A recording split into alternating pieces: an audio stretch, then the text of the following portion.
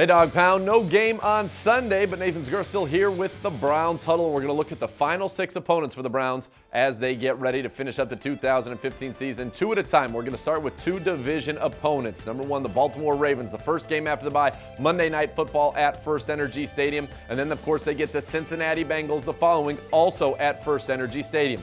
The Ravens currently sit at 2-7, struggling mightily this year. Injuries on both sides of the ball have kind of left them bereft of talent. And right now on offense, Joe Flacco playing well, but really doesn't have his receiving core at his disposal like he liked with Steve Smith being out. Justin Forsett struggling a little bit this year as well offensively. But when they come to town, look for Flacco to throw the ball to Kamar Aiken, Chris Givens, Max Williams, the tight end out of Minnesota, also stepping up recently for this Baltimore Ravens team. Remember, the Browns defeated them 33-30 in overtime in Baltimore and will look for the season sweep against the Ravens.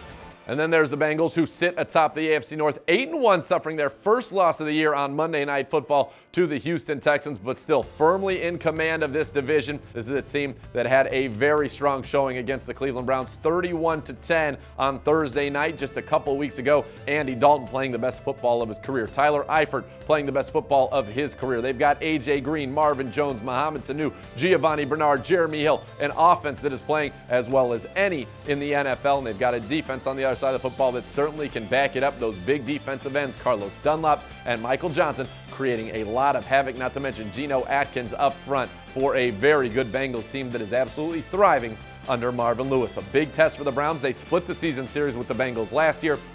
They will look to do so again with a victory at First Energy Stadium in the Battle of Ohio.